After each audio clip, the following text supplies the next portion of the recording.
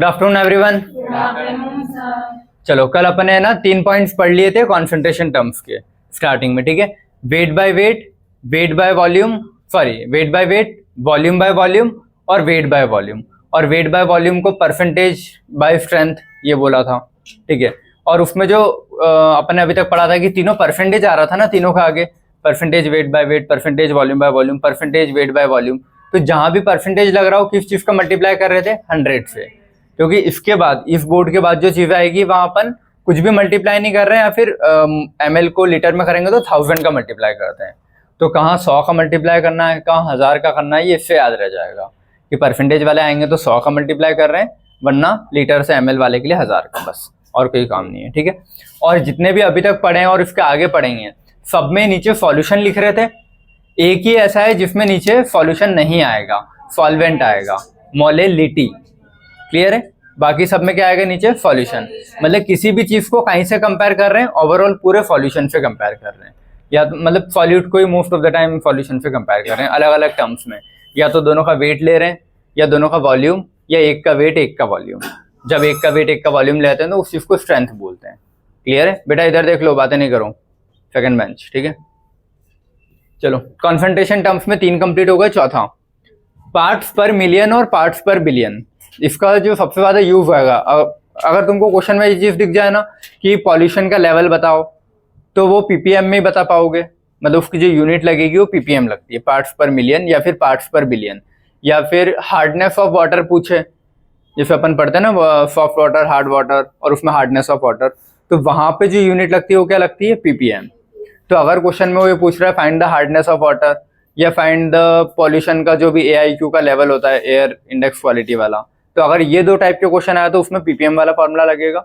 बाकी सब में कौन से परसेंटेज वाले लगेंगे जो कल पढ़े थे, क्लियर है। तो क्वेश्चन में एग्जैक्ट देगा। और फिर अभी अगला एक टर्म आएगा मोल फ्रैक्शन, तो क्वेश्चन में ही दे के रखेगा कि फाइंड द मोल फ्रैक्शन, ए का बी का जो भी दे रहा है, क्लियर है। चलो पार्ट्स पर मिलियन और पार्ट्स पर बिलियन पढ़ लेते हैं। पार्ट्स पर मिलियन को पीपीएम बोलता है। इसमें भी वही सेम कर रहे हैं ना, मास of solute upon mass of solution. इस चीज को मैं volume of solute upon volume of solution भी लिख सकता हूँ, या फिर मास of solute upon volume of solution. तो ये स्टेटमेंट भी बुक में लिखा हुआ है कि सिर्फ मास बाय मास भी रख सकते हैं, वॉल्यूम बाय वॉल्यूम भी रख सकते हैं, और मास बाय वॉल्यूम भी रख सकते हैं। तो ये नहीं है कि सिर्फ ये लिखा है तो यही रखना है। स्टेटमेंट लिखा है here in the place of mass we can also use percentage volume, मतलब वॉल्यूम बाय वॉल्यूम, या फिर परसेंटेज वेट बाय वॉल्यूम, कुछ भी यूज कर सकते हैं तीनों में से, जैसा क्वेश्चन पूछ रहा होगा, क्लियर है, ठीक है। तो normally most of the time ये हार्डनेस ऑफ वाटर से आता है, तो उसमें मास वाला क्वेश्चन रखते हैं, mass of solid upon mass of solution into 10⁶।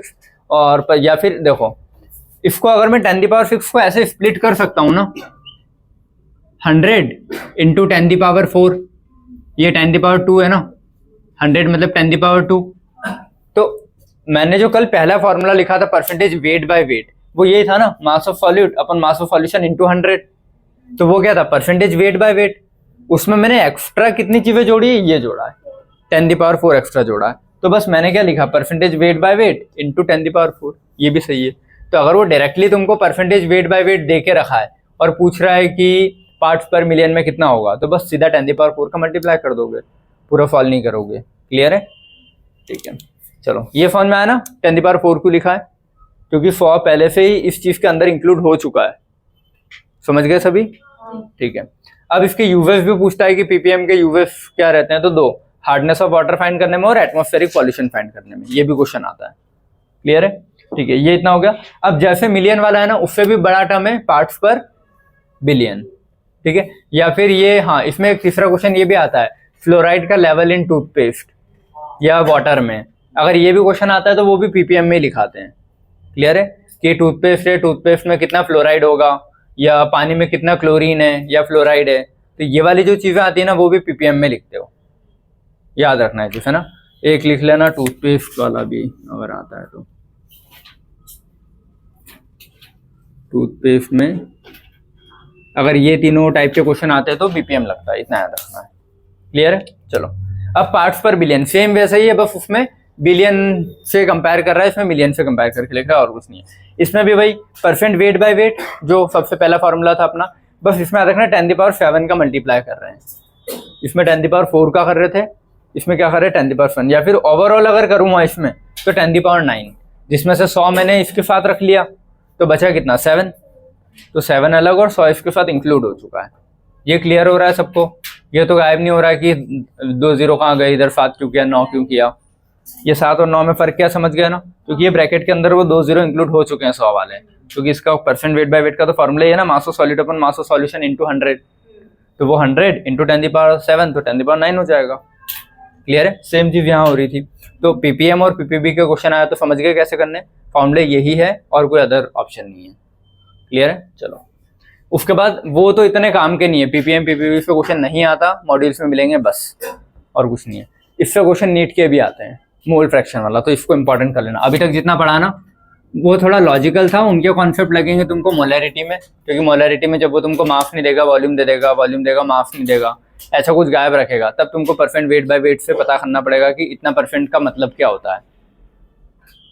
Speed ज्यादा तो नहीं हो रही, ठीक है। तो कल जो मैंने परसेंटेज लिखा था ना कि इतना percentage in water by volume, in water by mass, तो उस स्टेटमेंट को डिकोड करके अपने को पता करना है कि वॉल्यूम दे रखा है कि मास दे रखा है, क्योंकि मोलैलिटी में नीचे सॉल्वेंट का मास लगेगा, तो वहां पे फिर तुमको अलग से रखना पड़ेगा, वहां वॉल्यूम मतलब पूरे सॉल्यूशन का नहीं रखोगे, तो वो वाली चीजें फिर अभी जो 3 कल पढ़ के आए थे वो वाला कॉन्सेप्ट वहां लगेंगे तुम्हारे। क्लियर है? वो क्वेश्चन करोगे तो खुद ही समझ जाओगे कि कैसे अप्लाई हो रहा है। देखो मोल फ्रैक्शन जो वर्ड है इसका मतलब क्या होता है, फ्रैक्शन मतलब किसी भी चीज का टुकड़ा है, पार्ट ना। जैसे मैंने कल एक पाई चार्ट बनाया था, ठीक है, फॉर एग्जाम्पल ये मैंने एक पाई बनाया, इसमें समझ लेना तुम, ये 4 पार्ट में टूट सकता है ना, पता है, मतलब 25-25 के 4। तो मैं बोल रहा हूँ कि ये जो कलर्ड पोर्शन है इसका फ्रैक्शन बताओ, तो फ्रैक्शन में क्या करते हैं, इसका पोर्शन कितना है 25, टोटल कितना होगा 100, तो 25/100 1/4 हो जाएगा। अगर इसका पूछूं तो ये पूरा कितना है, 3 को मिला के, 3 को तो 75 होगा ना, तो 75/100 तो 3/4, तो ये 3/4 पोर्शन है, वो 1/4 है। तो नीचे टोटल लिखते हैं ना हमेशा, तो नीचे टोटल लिखते हैं और ऊपर जिस चीज का पूछा है वो लिखते हैं कभी भी। तो इसने क्या बोला, मोल फ्रैक्शन, फ्रैक्शन वाली चीज मतलब यही ना, न्यूमरेटर डिनोमिनेटर, तो फ्रैक्शन में नीचे टोटल चीजें लिखी जाती है, ऊपर जो भी पूछ रहा है वो। अगर वो बोले मोल फ्रैक्शन बताओ सॉल्यूट का, तो ऊपर सॉल्यूट लिखोगे, नीचे सॉल्यूशन लिखोगे, ठीक है, और उसके क्या मोल, क्योंकि मोल का ही फ्रैक्शन बोल रहा है ना, तो ऊपर भी मोल आएगा नीचे भी मोल आएगा, बस ऊपर किसके मोल आएंगे, अगर सॉल्यूट पूछ रहा है तो सॉल्यूट के और नीचे सॉल्यूशन के। और मोल फ्रैक्शन अगर सॉल्वेंट का पूछ रहा है तो ऊपर सॉल्वेंट के मोल, नीचे टोटल सॉल्यूशन के मोल।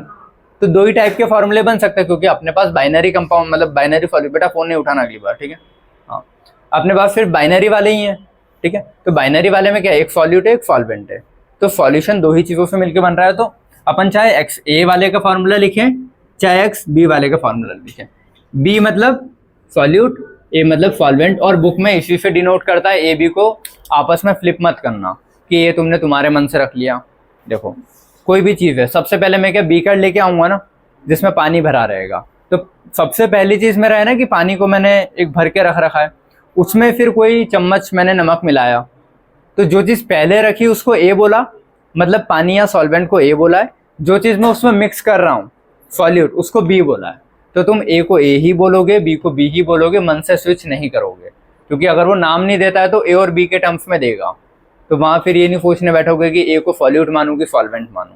ए हमेशा सॉल्वेंट ही रहेगा, बी हमेशा सॉल्यूट ही रहेगा, फ्लिप नहीं होगा कभी। क्लियर है? तो एक्स से अगर दे रहा है मतलब क्या पूछ रहा है, वो मोल पूछ रहा है, एक्स का मतलब मोल फ्रैक्शन है, ठीक है। मोल पूछ रहा है किसके, ए के मोल फ्रैक्शन पूछ रहा है, तो नीचे पूरे सॉल्यूशन में क्या है, दोनों होते हैं ना, तो दोनों के मोल लिखे, और ए का है तो ऊपर सिर्फ ए का मोल लिखा, बी का है तो नीचे पूरे सॉल्यूशन के मोल लिखे और ऊपर इसके लिख दिए, या फिर नीचे में डायरेक्ट NF लिख देता, number of moles in solution.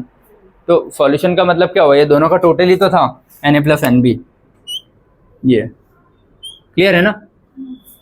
तो ये दोनों क्या, सॉल्यूशन के मोल अपॉन जिसके भी पूछे उसके मोल, तो इसको खुद से याद रह जाएगा ना तुमको, या तो ये एक्स ए का दे या फिर बी का दे, ठीक है। तो ए या बी के मोल्स अपॉन में टोटल मोल्स, बस यही चीज बोल रहा है उधर। वो रटना नहीं है, बस समझ गया ना क्या है। ये जो समझ में आई सभी को, ठीक है। अब बहुत बार क्वेश्चन में वो पता है दोनों का फ्रैक्शन ऐड करके दे देता है कि हाँ मतलब 1 होता है, और एक का मोल फ्रैक्शन देगा और पूछेगा दूसरे का कितना होता है।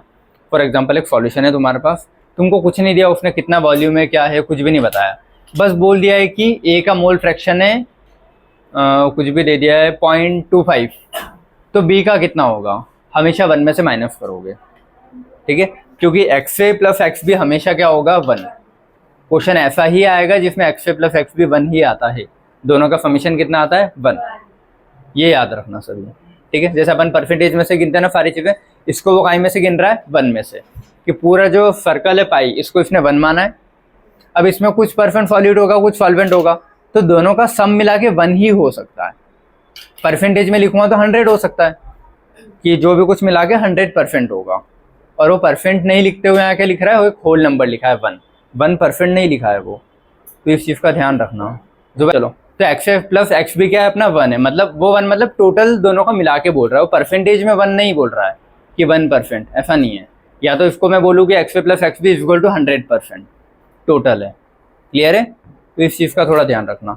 अब जब क्वेश्चन आएंगे तो क्वेश्चन में तुम लोग खुद ही समझ जाओगे। और हाँ, नंबर ऑफ मोल्स अगर डायरेक्ट दे रखा है तो अच्छी बात है, नहीं देगा तो वो तुमको वेट दे के रखेगा कि 50 ग्राम मैंने ये मिलाया है, मतलब 50 ग्राम NaCl मिलाया है, तो मुझे 50 ग्राम दे दिया, NaCl का वेट मुझे पता है, तो उससे मेरे मोल्स आ जाएंगे सॉल्यूट के, और सॉल्वेंट भी फिर वो कुछ ना कुछ डिटेल दे के रखेगा, तो उससे सॉल्यूशन मतलब सॉल्वेंट के मोल आ जाएंगे, क्लियर है। तो इसको वो डिकोड करके ऐसे भी लिख सकता है ना, number of moles of B क्या होगा, weight of B upon molecular weight of B. Total इसका क्या है, नंबर ऑफ ए का वेट अपॉन ए का मॉलिक्यूलर वेट, बी का वेट अपॉन बी का मॉलिक्यूलर वेट, और ये टोटल है ना पूरा सॉल्यूशन का, ये क्लियर है सभी को है। और एक इसमें ये स्टेटमेंट याद रखना, X plus X B equal to 1 highly important है, स्टार कर लेना इसको, बस ठीक है। ये कुछ 3-4 चीजें बची थी जो छोटी छोटी थी। अब जो पोर्शन आ रहा है कॉन्सेंट्रेशन टर्म्स का वो इंपॉर्टेंट है, मोलैरिटी, मोलैलिटी, नॉर्मेलिटी, फॉर्मेलिटी तो ऐसे ही टाइम पास है, ये 3 इंपॉर्टेंट है। इससे जब आएंगे तब भी बताता हूँ मैं, ठीक है। अभी जो इसमें क्वेश्चन आ जाएंगे तो समझ जाओगे। मोल फ्रैक्शन समझ में आया क्या होता है, फॉर्मूला समझ में आया क्या है। अब जब क्वेश्चन देंगे ना तो तब समझ जाओगे, ठीक है।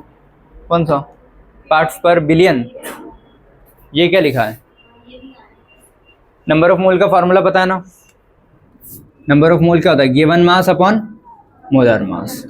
तो ए का नंबर ऑफ मोल लिखा, बी का नंबर ऑफ मोल लिखा, और ऊपर बी का नंबर ऑफ मोल लिखा, given mass upon molar mass, वही लिखा है, ठीक है। बस वो WBM वो रटने नहीं है, याद रखना सब लोग, ठीक है, रटने वाली चीज़ें नहीं है वो।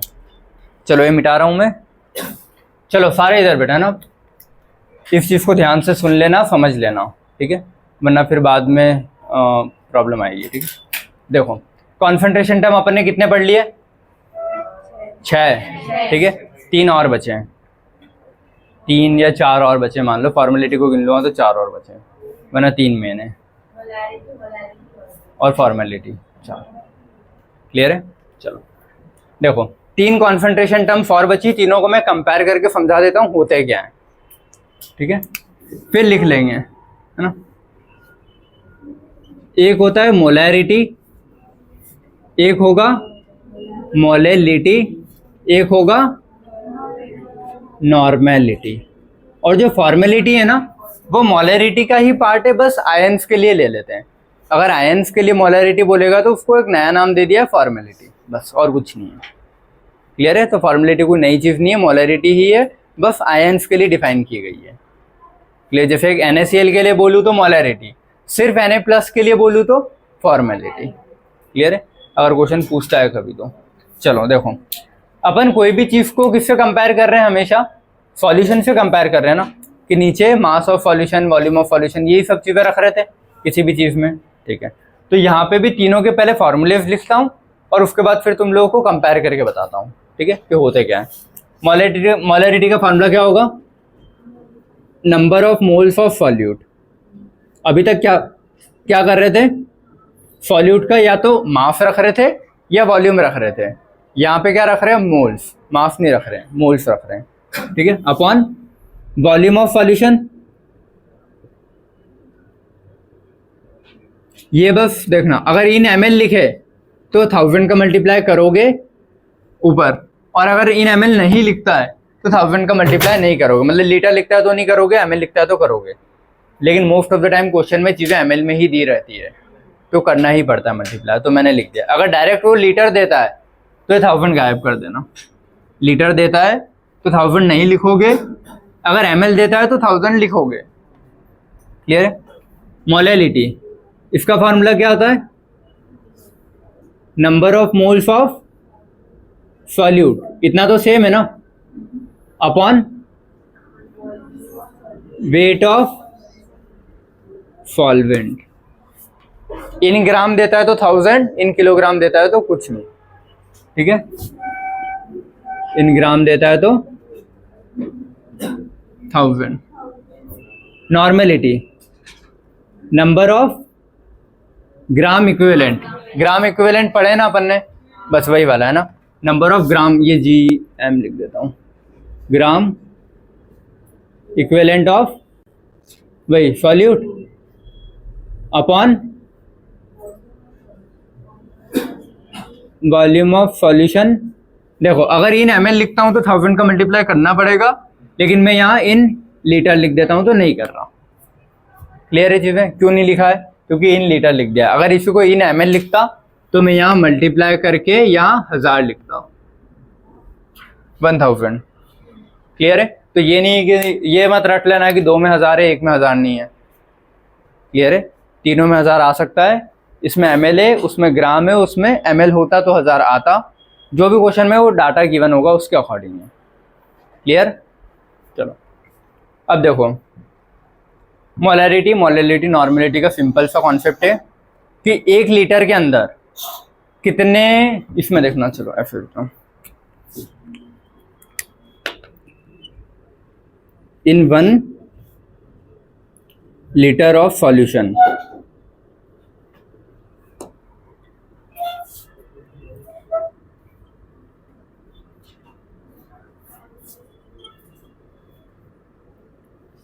number of moles of solute,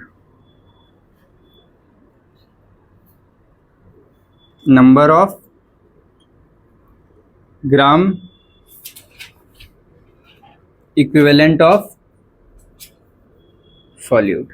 ये तो हो गया 1 लीटर सॉल्यूशन में। ठीक है, अब इन द सॉल्वेंट 1 kg लिख लूँ। ठीक है, इन 1 किलोग्राम ऑफ सॉल्वेंट में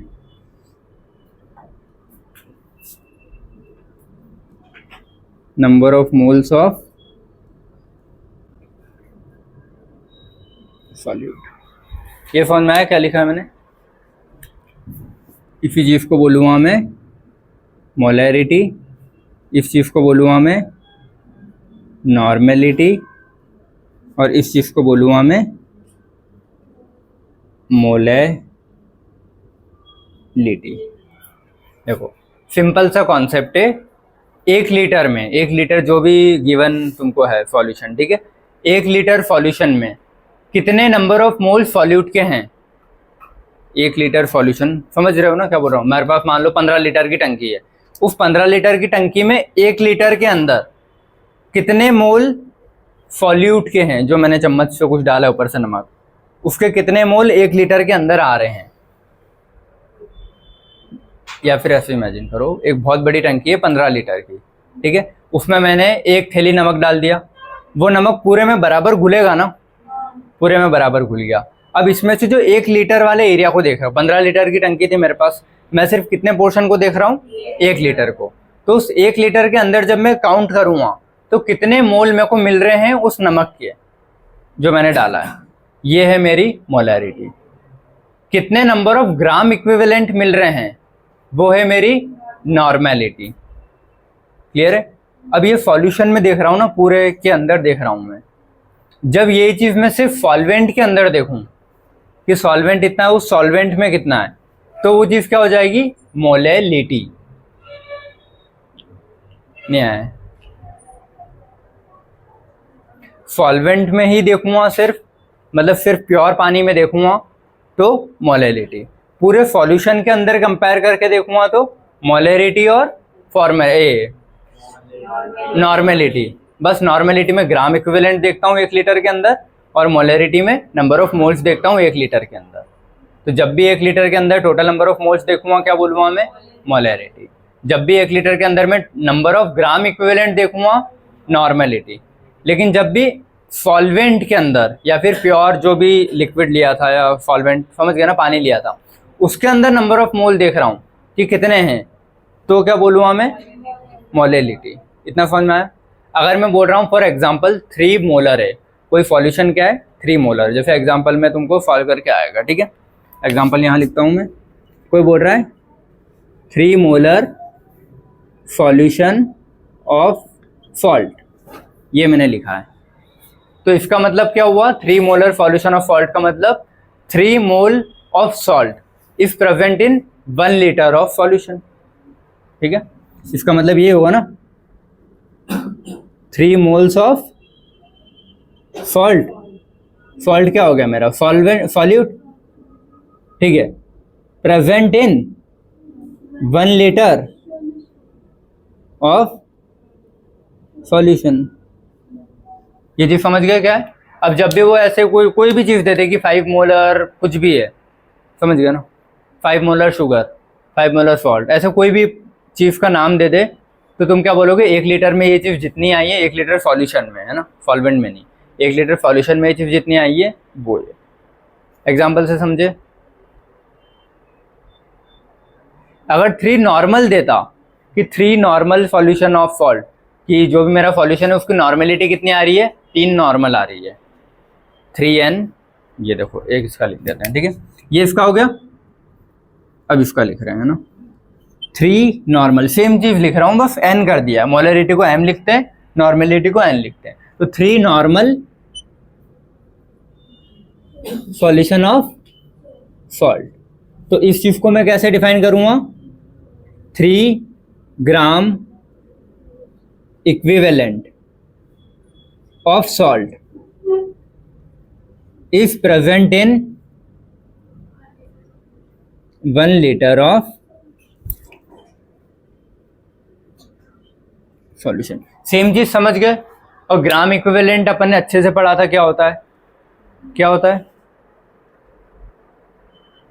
इधर देख लो, जैसे मोल्स होता है ना, given mass upon molar mass, ठीक है।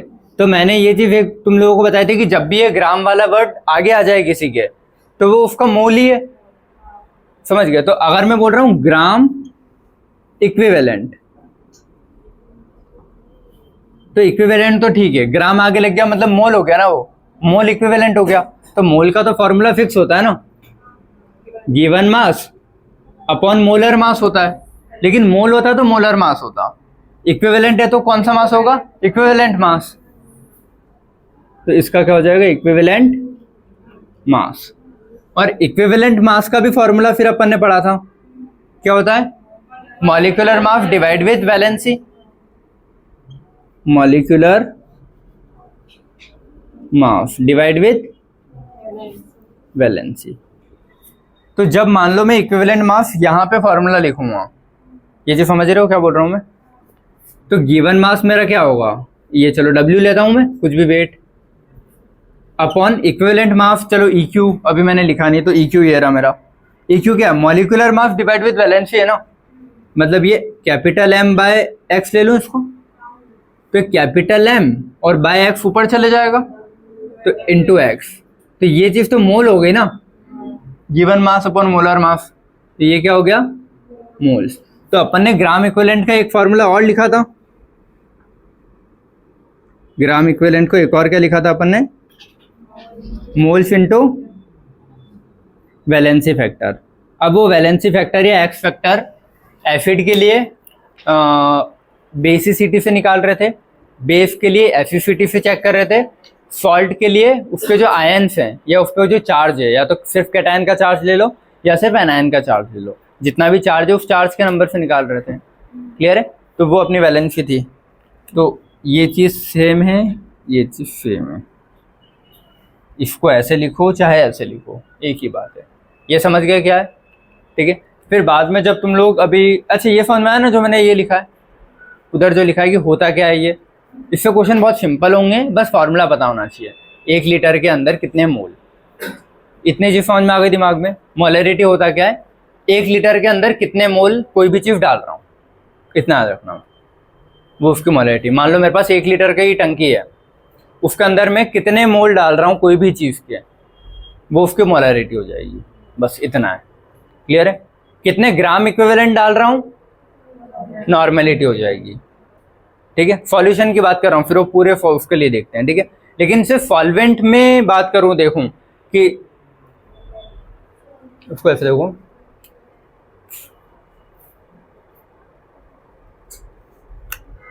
देखो एक एग्जांपल लेता हूँ। ठीक है, 100 ml मेरे पास क्या है, सॉल्यूशन है। ठीक है, उसमें मैंने मतलब पहले सॉल्वेंट रहा होगा कुछ, उसमें फिर मैंने मिलाया होगा क्या, सॉल्यूट। तो समझ में आ रहा है कुछ है? ठीक है, इसको मैं बोल रहा हूँ कि 20 ग्राम इसमें है सॉल्यूट प्लस 80 ग्राम क्या है, सॉल्वेंट। तो जब मैं सॉल्वेंट से कंपेयर करके बोलूं कि मोल्स ऑफ सॉल्यूट इतने ग्राम सॉल्वेंट में, तो क्या हो जाएगा, मोलैलिटी। लेकिन अगर मैं बोलूं मोल्स ऑफ सॉल्यूट सॉल्यूशन में, तो क्या हो जाएगा, मोलैरिटी। नहीं समझे? मोल्स ऑफ सॉल्यूट, यहां तो ग्राम लिखा है, इससे मोल्स निकाल लूंगा ना मैं, तो moles of solute gram solvent में जो भी है, तो क्या हो जाएगा, molality. Moles of solute gram solution में, मोलैरिटी। ये बता रहा हूं मैं। क्लियर है? तो अगर इस चीज को डिफाइन करना है मेरे को, ये दो कंपेयर कर रहा हूं, तो क्या बोलूंगा मैं, मोलैरिटी, कि सॉल्यूशन में सॉल्यूट देख रहा हूं। क्लियर है? लेकिन अगर इससे इसको कंपेयर कर रहा हूं, कैसे लिखूं मैं, अच्छा सॉल्यूट से इसको कैसे लिखूं, अरे यार,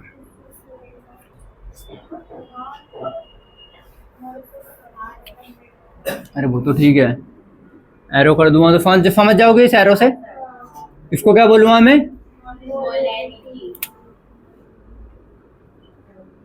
मोलैलिटी। क्लियर है जी? ये आया फोन में, क्या लिखा है मैंने, ये थोड़ा हौच पौच, अरे वो हाँ मोल तुमको निकालना है, ये वो जो भी है। देखो मैंने बोला 20 ग्राम सॉल्यूट, तो सॉल्यूट कुछ एग्जाम्पल ही होगा ना, 20 ग्राम NaCl, तो NaCl का मास तो मेरे को पता है ना, तो वहां से मैं मोल निकाल लूंगा। तो मोल्स अगर सॉल्यूशन से कंपेयर कर रहा हूँ तो मोलैरिटी, मोल्स को अगर मैं सॉल्वेंट से ही कंपेयर कर रहा हूँ बस, तो मोलैलिटी बोलते हैं। क्लियर है? लेकिन मेन अपन कंपेयर करते हैं वैसे हमेशा सॉल्यूशन से, किसी भी चीज़ को ओवरऑल देखते हैं ना, मिक्स करने के बाद वो कैसा हो गया है, तो पूरे सॉल्यूशन के कंपेयर में चीज़ें देखी जाती है कि अभी ऐसा है और इतना ऐड किया है मैंने, बस ये चीज़ याद रखना। ठीक है, तो इस चीज़ को याद रख लोगे। इस चीज़ को एक बहुत शॉर्ट में फिर अब यहाँ पे लिख देता हूँ मैं ना, X मोल सॉल्यूट को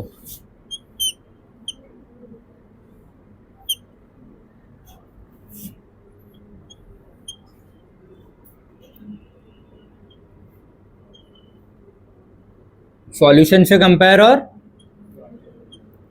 सॉल्वेंट से कंपेयर। सॉल्यूशन से कंपेयर करूंगा तो क्या बोलूंगा, मोलैरिटी। सॉल्वेंट से कंपेयर करूंगा तो क्या बोलूंगा,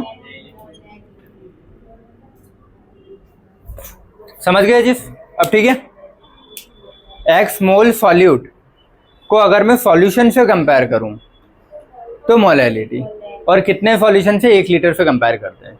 ठीक है, ये जो भी गिवन होता है most of the time. Solvent से कंपेयर करते हैं तो मोलैरिटी। क्लियर है? और M और स्मॉल m सिंबल होते हैं, इनके याद रखना। मोलैरिटी को बोलते हैं ये, इसको बोलते हैं स्मॉल m। नॉर्मेलिटी को बोलते हैं n, ये स्मॉल m है, ये n है, और ये कैपिटल M है। ठीक है, अब ये चीज समझ गए क्या होता है अब इससे ना बहुत सारे अलग अलग फॉर्मूले डिराइव करके रखता है वो, कि मोलरिटी नॉर्मलिटी में क्या रिलेशन होगा, नॉर्मलिटी मोलरिटी में क्या होगा, मतलब तीनों में आपस में, पहले दूसरे दूसरे तीसरे तीसरे चौथे, फिर इनका डेंसिटी से क्या रिलेशन है आपस में। क्लियर है? तो अगर रिलेशन याद होंगे तो डायरेक्टली क्वेश्चन हो जाता है, वरना पहले डेंसिटी वाली चीज़ कन्वर्ट करो फिर रखो। तो मैं अब पहले ये नोट कर लो जल्दी फटाफट, है ना।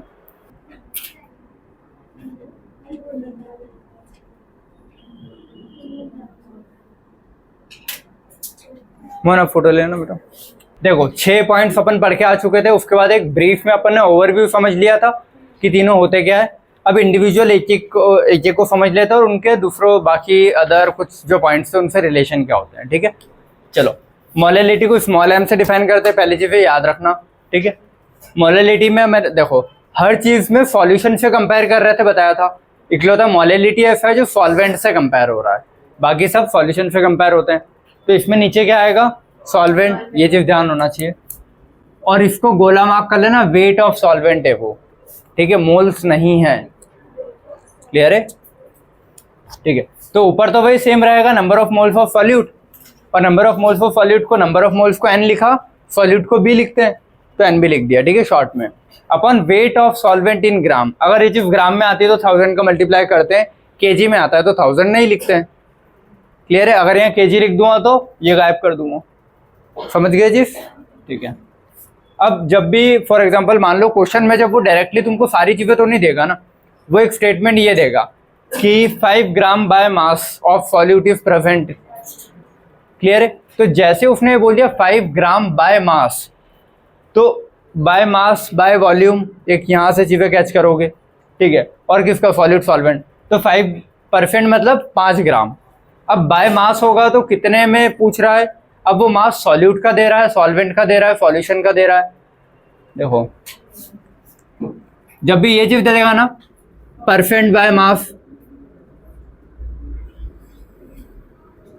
ये जो परसेंटेज वाली चीज है किसके लिए है, सॉल्यूट के लिए। ठीक है, इफ गिवन, अब इसके आगे फिर वो लिखता है फॉर सॉल्यूशन या फिर फॉर सॉल्वेंट या फिर इन सॉल्यूशन या इन सॉल्वेंट, वो यहाँ पे लिखा नहीं है, बट या तो इन सॉल्यूशन देगा या फिर इन सॉल्वेंट, या फिर बाय मास या बाय वॉल्यूम, जो अपन ने कल लिखे थे ना, weight by weight, weight by volume, volume by volume. तो वहीं से वो चीज़ें डिकोड हो रही है कि percent by mass in solution देगा तो कैसे डिकोड करेंगे, percent by mass in solvent अगर दे दिया डायरेक्ट तो भी पता लग जाएगा, सॉल्यूशन देगा तो उसमें से सॉल्वेंट वाली चीज़ माइनस करनी पड़ेगी। तो ऐसे करके जो कल दो स्टेटमेंट लिखवाए थे मैंने, weight by weight, weight by volume में, बस वही डिकोड कर रहा है ये। तो अगर मान लो वेट ऑफ सॉल्यूट में x ग्राम ले लूँ, ये x% अगर दिया है तो x ग्राम ले लूँ, तो सॉल्वेंट का कितना होगा, 100 माइनस x, अगर सॉल्यूशन को लेके कंपेयर कर रहा है तो। क्लियर है? यहाँ पे सॉल्यूशन को लेके कंपेयर कर रहा है और इसको लेना when x gram percent by mass, वो वहाँ पे लिख दिया बट यहाँ पे लिख लेना व्हेन x% बाय मास। ठीक है, x% बाय मास मतलब x gram of solvent present in 100 ml of solution. Clear? तो वेट ऑफ सॉल्यूट क्या होगा, ये सॉल्यूशन का कितना होगा 100, तो सॉल्वेंट का कितना होगा 100 माइनस x।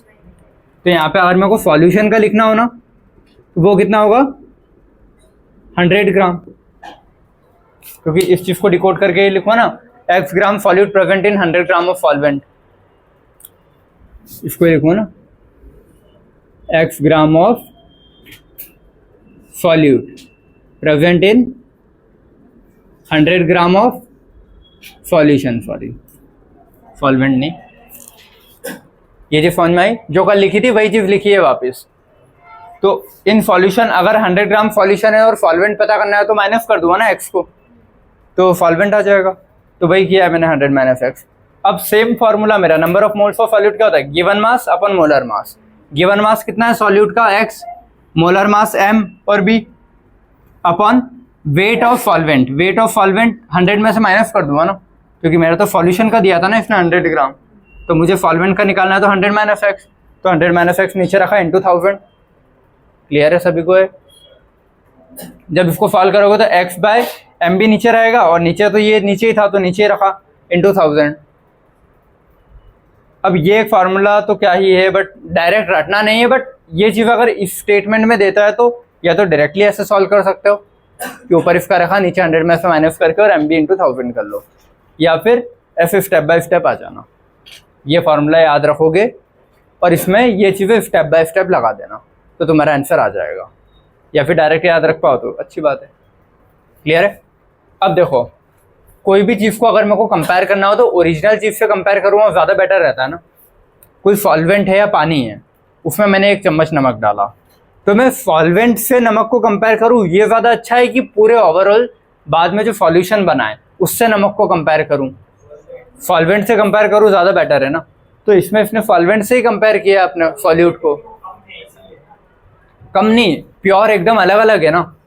सॉल्यूशन में तो फिर सारी दोनों चीज़ें मिक्स हो गई ना, सॉल्यूट प्लस सॉल्वेंट। उसमें फिर मैं बोल रहा हूँ कि सॉल्यूट कितना है, तो ये तो मिक्सचर में बोल रहा हूँ ना, सॉल्यूशन से कंपेयर कर रहा हूँ मैं सॉल्यूट को, हाँ सॉल्यूट को। और इसमें क्या कर रहा हूँ, सॉल्वेंट से कंपेयर कर रहा हूँ सॉल्यूट को।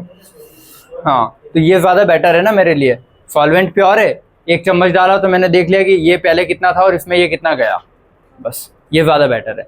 बजाय मिक्स होने के बाद मैं बोलूँ कि नीचे अब इतना बना है और इसमें इतना सॉल्ट डाला था मैंने, पूरा सॉल्यूशन है एक, तो वो बहुत ज़्यादा हौच पौच होगा। समझ में आ गई चीज़ें? किसी को नहीं आई? चलो, तो मोस्ट कन्वीनियंट मेथड अगर वो पूछे सबसे बेस्ट मेथड कौन सी है कॉन्सेंट्रेशन टर्म फाइंड करने के लिए, तो मोलेलिटी। क्यों? क्योंकि सॉल्वेंट से मिक्स किया है। क्लियर है? थ्योरेटिकल क्वेश्चन आता है तो याद रखना, वरना अपन पता है क्या लगाएंगे, मोलेरिटी, क्योंकि अधिकतर वही पढ़ते हैं, अधिकतर क्वेश्चन अपने को मोलेरिटी के मिलते हैं। तो कुछ नहीं सोचोगे तो तुम मोलेरिटी लगा दोगे कि वही होगा। तो याद रखना इस चीज़ को, मोस्ट कन्वीनियंट मेथड है। ठीक है, अब अगला देखो, सॉल्युबिलिटी मतलब कोई भी चीज़ घुलना। हिंदी में अगर सॉल्युबिलिटी का मतलब समझाऊं तो सॉल्युबिलिटी मतलब है ना, कोई चीज़ सॉल्युबल कितनी है। तो सॉल्युबल कितनी हो तो यही है, सॉल्वेंट में सॉल्यूट कितना सॉल्युबल है, तो कितना मास ऑफ सॉल्वेंट है उसमें कितना मास ऑफ सॉल्यूट घोला है, तो ये होता है ना सॉल्युबिलिटी। तो सॉल्युबिलिटी क्या है? Solubility of a substance is the maximum amount that can be dissolved in a specific amount of solvent at a given temperature. जैसे शक्कर वाला बताया था कि शक्कर को घोलूंगा, एक टाइम तक घुलेगी, उसके बाद एक सैचुरेशन आ जाएगा, फिर नहीं घुलेगी, फिर मेरे को टेम्परेचर या कुछ कंडीशन चेंज करनी पड़ेगी तभी घोल पाऊंगा। तो बोल रहा है कि एक फिक्स गिवन जो टेम्परेचर है उस पर कितना सॉल्यूट में एक सॉल्वेंट के अंदर ऐड कर सकता हूँ, मिक्स करवा सकता हूँ, वही मेरी सॉल्युबिलिटी होगी। जितना ज़्यादा मिक्स हो जाएगा उतनी ज़्यादा सॉल्युबिलिटी, नहीं मिक्स हो पा रहा है तो सॉल्युबिलिटी बहुत कम है। क्लियर है? ठीक है, तो सॉल्युबिलिटी और मोलेलिटी में रिलेशन पूछता है, सॉल्युबिलिटी और मोलेलिटी में रिलेशन पूछेगा। ठीक है, अच्छा मुझे ये चीज़ बताओ, कोई चीज़ अगर बहुत ज़्यादा सॉल्युबल है तो मोलेलिटी ज़्यादा आएगी कि कम?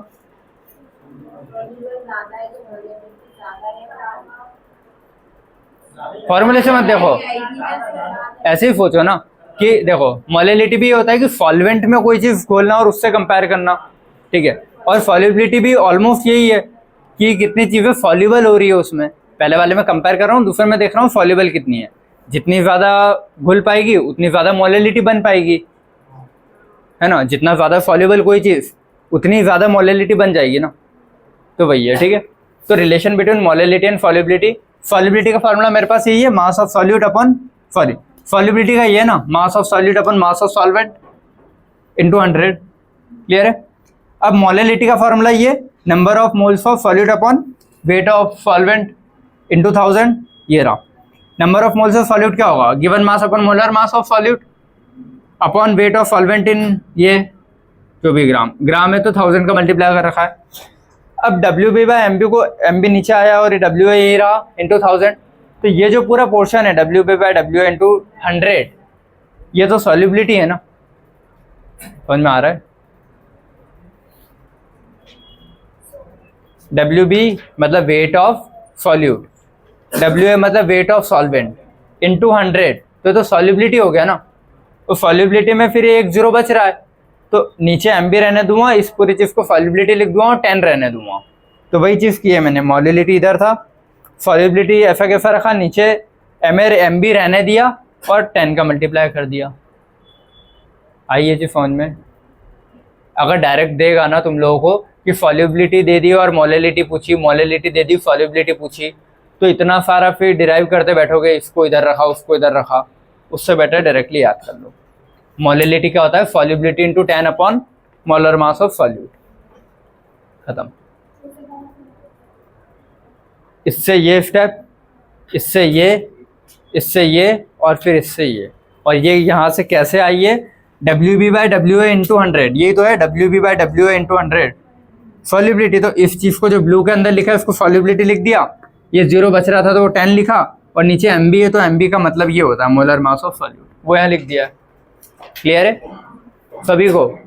तो या तो डायरेक्ट फार्मूला याद कर लो, सॉल्युबिलिटी और मोलेलिटी में रिलेशन आता है तो, वरना वहाँ पे सॉल्व इस मेथड से कर लेना। क्लियर है? नई फार्मूला याद आया भूल जाओ तो। अगला एक और रिलेशन पूछता है मोलेलिटी का मोल फ्रैक्शन के साथ, ठीक है। मोल फ्रैक्शन क्या होता है? A का moles upon total moles, B का पूछूं मोल फ्रैक्शन तो B के मोल्स अपॉन टोटल मोल्स, ठीक है। और मोलेलिटी का फार्मूला मेरे पास हो रखा ही है, number of moles of solute. तो ऊपर मैंने कर दिया ना number of moles of solute, और नीचे क्या वेट ऑफ सॉल्वेंट है। तो जब पूरी चीज़ों को डिकोड करूँगा या फिर ऊपर और नीचे कोई एक सेम चीज़ का मल्टीप्लाई करूँगा और डेरिवेशन कंप्लीट करूँगा, तो फाइनली तुम्हारे पास ये एक फार्मूला बचेगा, ये या फिर ये। क्लियर है? देखो अब ये फार्मूला कैसे आया, इससे डिराइव करके आया है। इन दो चीज़ों की वैल्यू उसमें कहीं ना कहीं रखी है और फिर दोनों को आपस में कंपेयर किया है तो आया है। उसमें या तो ऊपर और नीचे दोनों साइड मोल्स ऑफ सॉल्यूशन का मल्टीप्लाई किया होगा, फिर कुछ चीज़ें कंपेयर की होगी, कॉमन निकाली होगी, ऐसे करके आया है। तो फाइनली अपने को याद करना है ये वाला, मोलेलिटी और मोल फ्रैक्शन अगर दे देता है तो। मोल फ्रैक्शन दे के मोलेलिटी पूछेगा तो आना चाहिए, मोलेलिटी दे के मोल फ्रैक्शन पूछेगा तो आना चाहिए, तो वो इसी से आएगा। क्लियर है? Mole fraction of B upon mole fraction of A is equal to molality into molar mass of solvent into upon 1000।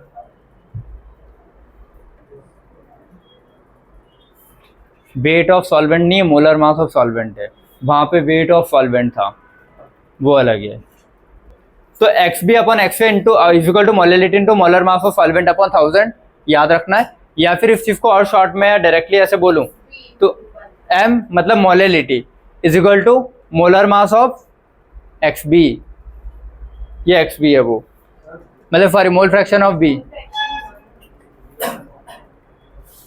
Bar XB into 1000 upon 1 minus XB, क्योंकि देखो ये किया था ना अपन ने, XA plus XB is equal to 1 था, तो XA क्या हो गया मेरा 1 माइनस XB, या फिर XB क्या हो जाएगा 1 माइनस XA। तो भाई यहाँ पे लिखा ही है XB बाय XA था, तो इस XB बाय XA को मैंने क्या किया 1 माइनस XB कर दिया, और ये 1000 इधर मल्टीप्लाई किया तो XB इंटू 1000 हो जाएगा, अपॉन में 1 माइनस XB, और ये MA को मैं इधर ले आया, तो मोलेलिटी ही बच गया। समझ में आया है? याद होना चाहिए रिलेशंस, बिना रिलेशंस के तुम लोग नहीं लिख पाओगे वहाँ पे, वो एक फॉर्मूले से सारी चीज़ें नहीं होगी।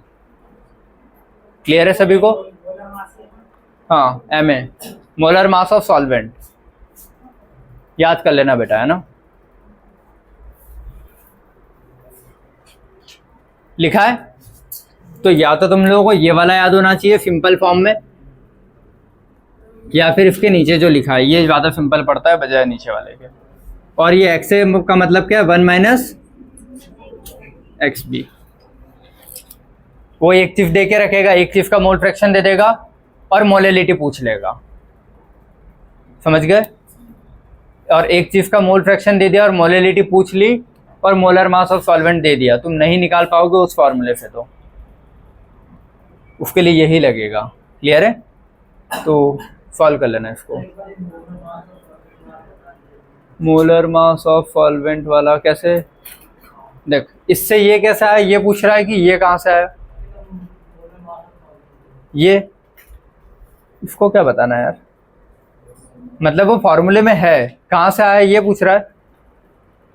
देख ये दो मोल फ्रैक्शन के रिलेशन से, इनको मोलेलिटी से कैसे भी कंपेयर किया है, XB बाय XA किया है ना मैंने, तो XB के अपॉन में XA जब रखूंगा तो ये तो पूरा कट जाएगा, तो ऊपर NB बाय NA बचेगा, ठीक है। तो NB बाय NA, और NB तो ऊपर है ही सही उस फॉर्मूले में, बस नीचे यहाँ पे मेरा क्या हो जाएगा NA, तो NA को मैंने डिकोड कर दिया क्या है, given mass upon molar mass.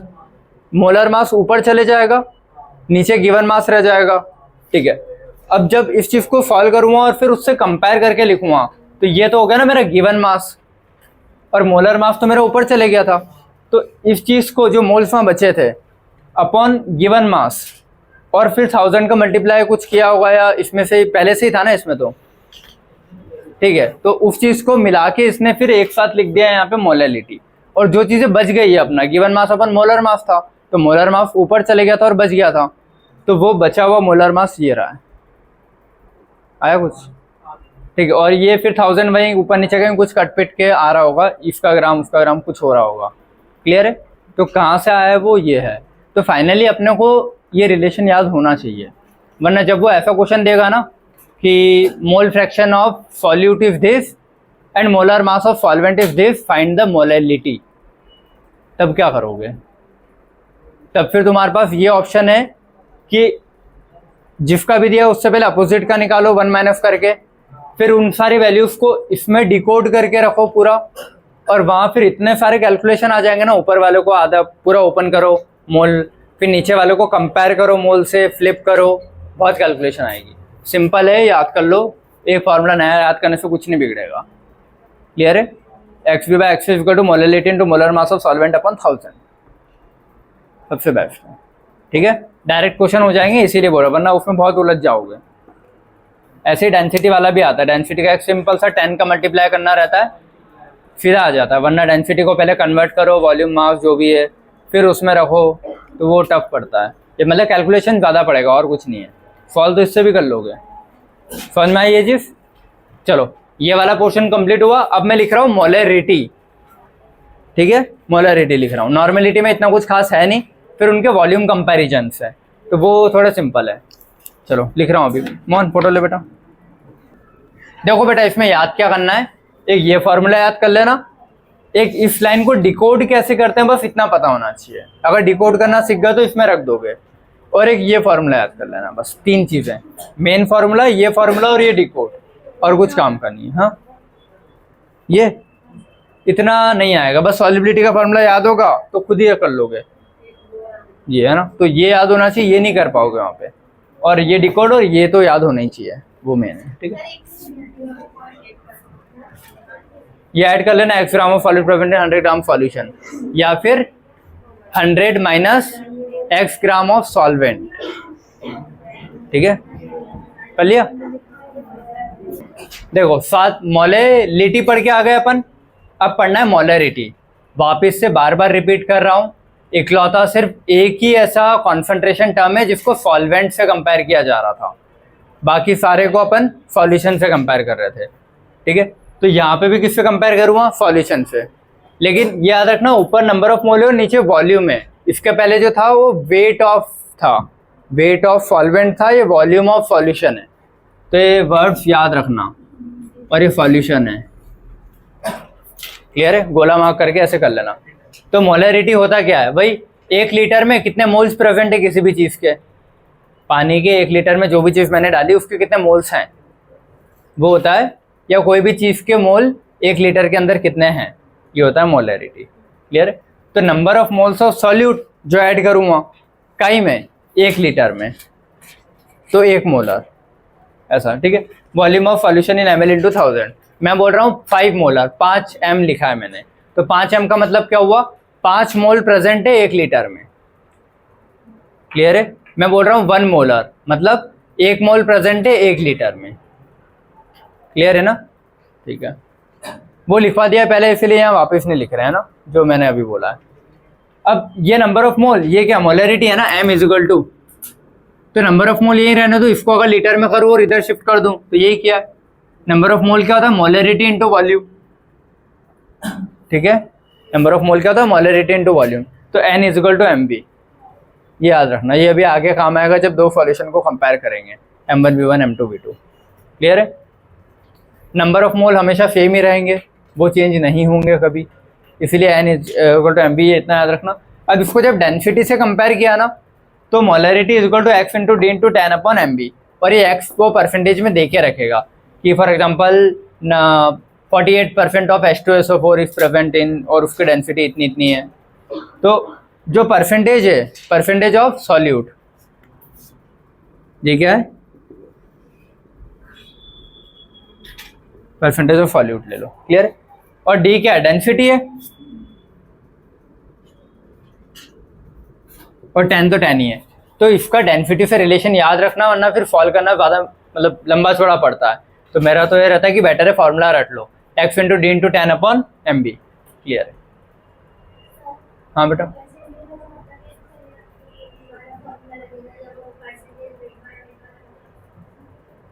वो पूछ क्या रहा है, परसेंटेज वेट बाय वेट में मोलरिटी थोड़ी पूछता है वो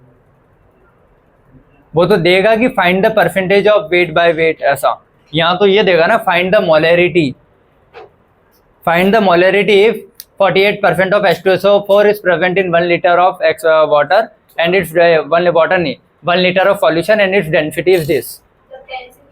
डेंसिटी दे दे, मोलरिटी दे दे, ये दो वर्ड मिल जाए कि डेंसिटी दे रखी है, मोलरिटी पूछ रहा है, ये लगा देना। और परसेंटेज वो दे के रखेगा जो भी उसमें मिला रखा है कि इतना परसेंट मिला रखा है। तो x into D into 10/mb, mb क्या है, मोलर मास जो भी मिला रहा है जिस भी चीज़ का, क्लियर है। चलो अब ओवरऑल देखो, इधर ध्यान दो बेटा, इस चीज़ पे मैंने ये कोई एक बीकर था, उसमें एक क्यूब बनाया 1 लीटर का, ठीक है, क्यूब नहीं, क्यूब छोड़ो, 1 लीटर मैंने एक एरिया इमेजिन कर लिया, ठीक है, जिसमें 1 लीटर पानी आ रहा है। उसके अंदर सॉल्यूट प्लस सॉल्वेंट के कितने टोटल मोल्स हैं, ये होता है एग्जैक्ट मोलरिटी, याद रखना। मोलरिटी मतलब क्या, वो जो गोले बनाए थे उस दिन, वो कितने दिख रहे हैं। अब वो गोले सॉल्यूट प्लस सॉल्वेंट दोनों के ही मिला के बोलते हैं अपन, ठीक है। तो एग्जैक्ट अगर डेफिनेशन आती ना, तो ओवरऑल मोलरिटी, पूरे सॉल्यूशन की ओवरऑल मोलरिटी कैसे डिफाइन की जाएगी कि एक क्यूब के अंदर कितने पार्टिकल हैं। क्यूब के अंदर सॉल्यूट प्लस सॉल्वेंट दोनों के पार्टिकल होंगे ना, सिर्फ सॉल्यूट के तो होंगे नहीं। तो सॉल्यूट प्लस सॉल्वेंट के कितने पार्टिकल है, वो चीज मोलरिटी डिफाइन करती है।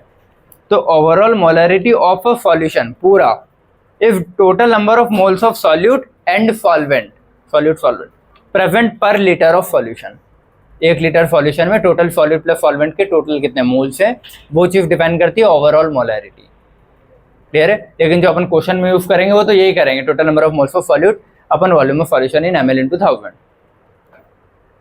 क्लियर हुई ये चीज। चलो मोलर वॉल्यूम, ठीक है, ये नया टर्म होगा, देख लो बस। मोलर वॉल्यूम क्या होता है, molar volume of solution is volume occupied by single mole. एक मोल कितनी जगह घेर रहा है, सिंपल सी चीज है, एक मोल कितनी जगह घेरता है,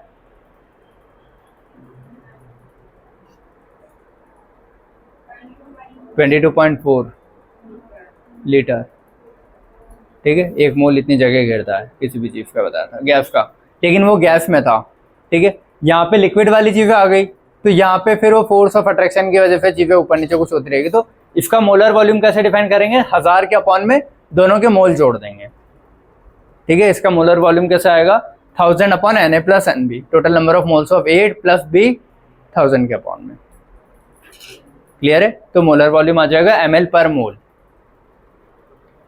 अगला, वो मोलर वॉल्यूम इतना काम का नहीं है, बुक में लिखा था तो लिखवा दिया है। अगला ये इंपॉर्टेंट है, मोलरिटी दे के मोलरिटी पूछता है, मोलरिटी दे के मोलरिटी पूछता है, तो रिलेशन याद होना चाहिए दोनों में। 1 upon molarity is equal to density upon molarity minus mb by 1000, याद होना चाहिए।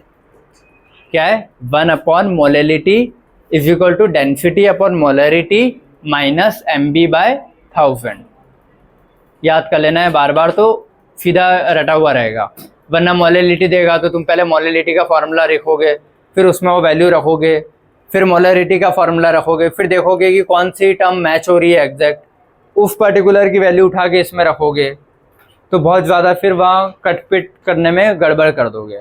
Na, Nb, Wa, Wb, Ma, Mb, बहुत कट, तो बेटर है ये, क्लियर है। 1 अपॉन मोलरिटी, ये क्लियर है। और सारी चीज़ें लिख दी क्या होता है, Mb molar mass of solute होगा, याद होना चाहिए फार्मूला। फॉर्मूला देखो, मोलरिटी यहाँ पे खत्म होता है, उसका एक ही ये काम है, एक तो वो वाला, सेकंड और थर्ड, ये याद होना चाहिए ना, 1, 2 और 3, ये तीनों फार्मूले याद होने चाहिए मोलरिटी से। वो बाकी तो ऐसे ही लिखवाया फालतू में। समझ गए? ठीक है। फॉर्मेलिटी क्या होता है, देखो मोलरिटी कोई भी चीज का कॉन्सेंट्रेशन बोल रहे हैं ना अपन NaCl का, तो अगर उसमें से सिर्फ एक आयन की बात करूं, एक आयन का मोलरिटी निकालूं तो बोलते हैं फॉर्मेलिटी। क्लियर है? तो अब mole of ionic compound is called formal. एक मोल सॉल्यूट होता तो क्या बोलता, मोलरिटी। लेकिन एक मोल आयन है तो क्या बोलूँगा, फॉर्मेलिटी। 1 लीटर के अंदर 1 मोल सॉल्यूट है तो 1 मोलर, मोलरिटी। अगर 1 लीटर के अंदर 1 मोल आयन है तो 1 फॉर्मल या फॉर्मेलिटी। क्लियर है? बस कुछ फर्क नहीं है। NaCl का सिर्फ Na+ की बात करूं तो कितना आ रहा है, ये वाली बात है। तो समझ गया, 1 mole of ionic compound is called formal and molarity as formality. Formal, हाँ एक साथ है वो, जैसे उधर मोलरिटी बोलते हैं इधर फॉर्मेलिटी बोलते हैं, ये मोलरिटी एज फॉर्मेलिटी। ठीक है? तो 1 मोल ऑफ आयनिक कंपाउंड को फॉर्मल बोलते हैं और पूरी उस चीज को जो फॉर्मूले के साथ लिखेंगे तो क्या बोल देंगे, फॉर्मेलिटी, जैसे उधर मोलरिटी था। तो इसका कुछ आना जाना है नहीं, ना क्वेश्चन आएंगे ना थ्योरी आएगी, बस फॉर्मूला देख के रख लो। Number of gram formula mass of solute upon volume of solution in ml into 1000 या लीटर। क्लियर है? चलो ये 2 रब करके अब नॉर्मेलिटी लिख रहा हूं मैं ना जल्दी। अच्छा इधर देखो, अगर डेंसिटी नॉर्मेलिटी और डेंसिटी दे देगा उधर उस फॉर्मूले में, देखो अगर m इज मोलरिटी क्या था, x into D into 10/m भी था। अगर वही चीज नॉर्मेलिटी के साथ देता ना तो नॉर्मेलिटी क्या होता है, x into D into 10/Eb, equivalent mass of B।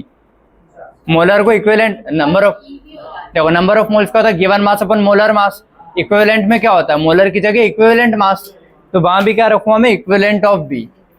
बस फॉर्मूला सेम, हाँ लिखवा रहा हूँ, है ना। देखो नॉर्मेलिटी बेसिक तो पढ़ चुके हैं कि 1 लीटर में कोई भी चीज का x ग्राम इक्विवेलेंट, समझ गया ना, 1 लीटर में x ग्राम इक्विवेलेंट, ये होता है नॉर्मेलिटी। जैसे 1 लीटर में x ग्राम सॉल्यूट तो मोलरिटी, मतलब x मोल सॉल्यूट तो मोलरिटी, और x ग्राम इक्विवेलेंट कोई भी चीज़ होगी तो नॉर्मेलिटी, मतलब हाँ नॉर्मेलिटी। ठीक है? तो नॉर्मेलिटी का फार्मूला क्या था, number of gram equivalent for solute upon volume of solution इन 1000। क्योंकि वहाँ पे क्या कर, ग्राम जब भी आगे आ जाएगा तो मोल के बराबर ही है ना, तो number of moles of solute जैसे दिख रहा है ये, बस यहाँ पे वर्ड क्या और वहाँ पे क्या था, वहाँ मोल था, यहाँ ग्राम इक्विवेलेंट है ना। इस चीज का याद रखना, यहाँ पे क्या है, ग्राम इक्विवेलेंट है। बाकी तो वही वॉल्यूम ऑफ सॉल्यूशन, हमेशा नीचे सॉल्यूशन आएगा जिसमें सॉल्यूशन इनटू 1000, क्योंकि ml लगाया है। अब number of gram equivalent find करने के लिए भाई मोल्स क्या होता है, गिवन मास अपन मोलर मास, तो ग्राम इक्विवेलेंट क्या होगा, ग्राम आगे लग गया मतलब थोड़ा थोड़ा मोल से रिलेटेड है ना, तो वो भी क्या होगा, गिवन मास अपन इक्विवेलेंट मास। तो इसमें क्या होगा, गिवन मास अपन इक्विवेलेंट मास। अब इक्विवेलेंट मास क्या होता है, मोलर मास अपन वैलेंसी। तो सब चीज़ें याद होनी चाहिए, तब जाके ये फार्मूला में लगा पाओगे। वो डायरेक्टली तो देगा नहीं तुमको, पहले ये निकालोगे, उसके लिए ये निकालने के लिए ये निकालना पड़ेगा। तो पहले इससे ये निकालोगे, फिर इससे ये निकालोगे, फिर इससे इसमें रखोगे। इसीलिए थोड़े नॉर्मेलिटी के क्वेश्चन टफ पड़ जाते हैं। तो सबसे बेस्ट तरीका होता है, मेरे को तो ज़्यादा फार्मूला इस पर ध्यान नहीं देता मैं, मोलरिटी एक अच्छे से याद कर लो, number of moles of solute upon volume of solution in ml into 1000, बस उससे सारे क्वेश्चन हो जाएंगे। नॉर्मेलिटी मोलरिटी का रिलेशन याद कर लो, पहले मोलरिटी निकाल लो, इंटू वैलेंसी कर लो तो नॉर्मेलिटी आ जाती है। देखो एक रिलेशन होता है मोलरिटी और नॉर्मेलिटी का।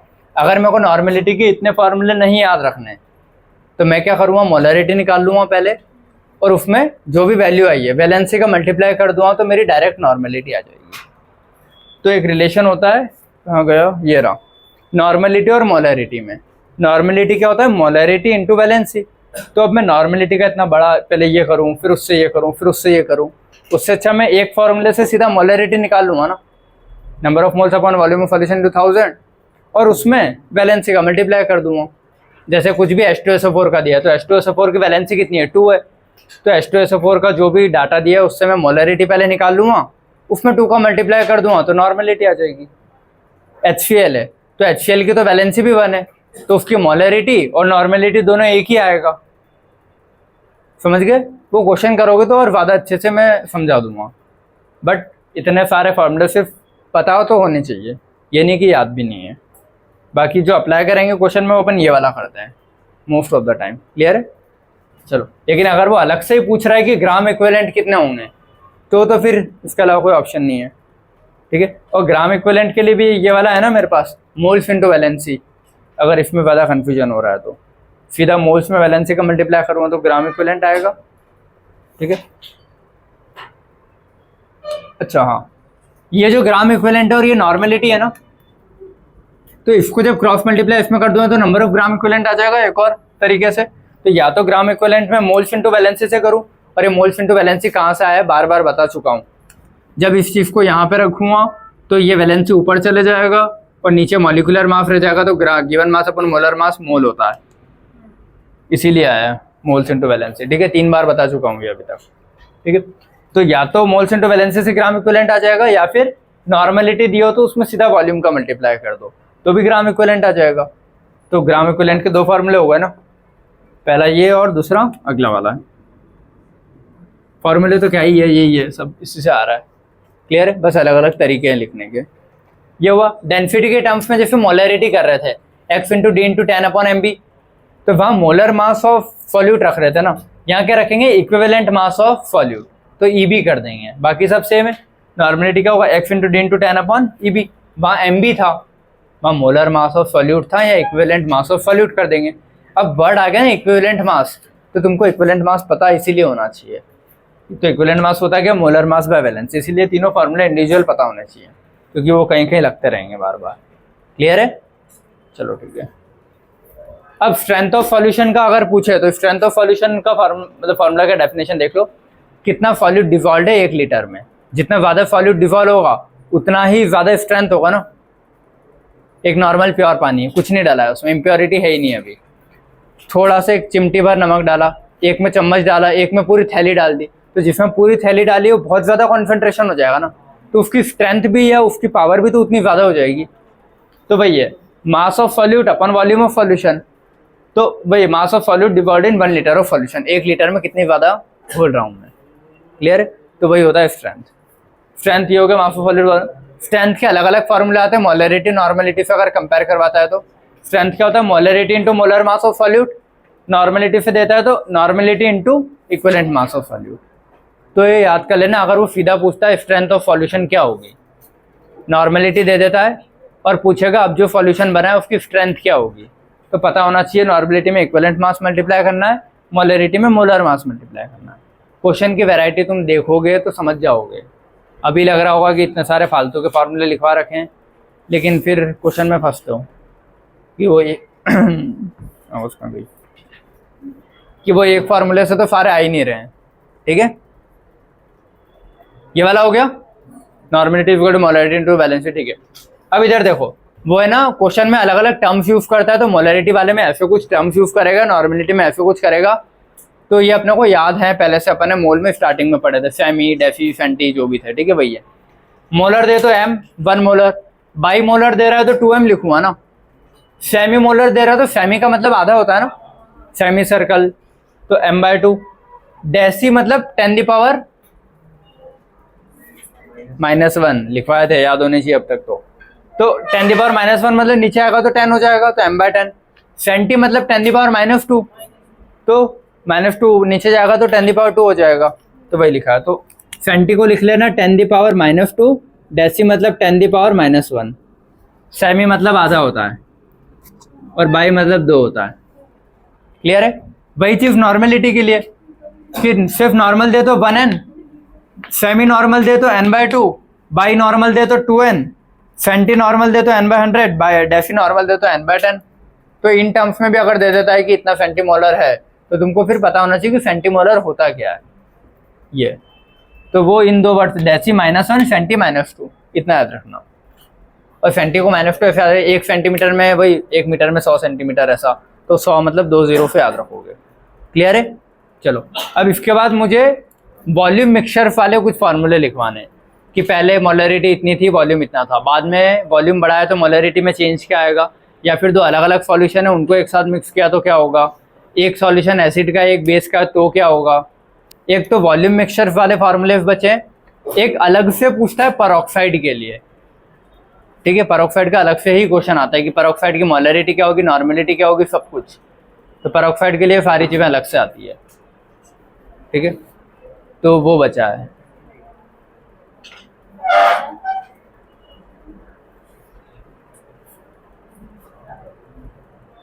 चलो चले जाओ बेटा, तुम्हारा सिलेबस ही डिले हो रहा है, याद रखना।